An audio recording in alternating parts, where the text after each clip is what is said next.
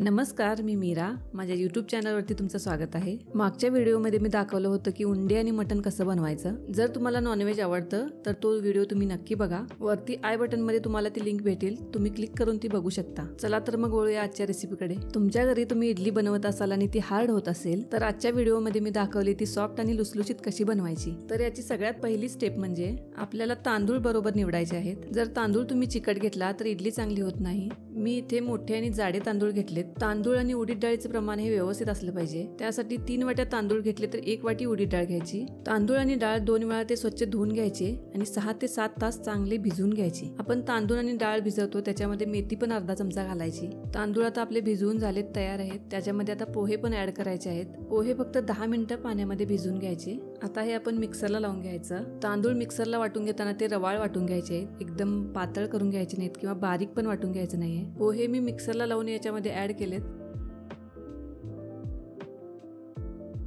आता हे सगळं हाताने एकजीव करून घ्यायचं. आता हे चांगलं फर्मेंट होण्यासाठी रात्रभर ठेवून द्यायचं. जर वातावरण थंड असेल तर तुम्ही या भांड्याला सुती कपड्याने कव्हर करून ठेवा. त्याने थंडीत सुद्धा हे पीठ चांगलं फर्मेंट होतं.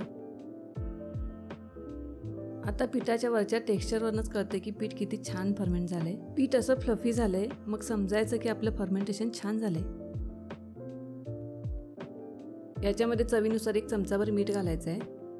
आता चटणी आणि सांबारसाठी लागणार साहित्य: मोड आलेले मूग आणि मटकी अर्धी वाटी, मटार अर्धी वाटी, टोमॅटो अर्धी वाटी आणि गाजर 1, 2 लहान बटाटे साल काढून घेतलेत, 1 वांग मी बारीक चिरून घेतले. चटणीसाठी आपल्याला 1 वाटी खोबरं, 2 मिरच्या, थोडे शेंगदाणे, थोडी लसूण,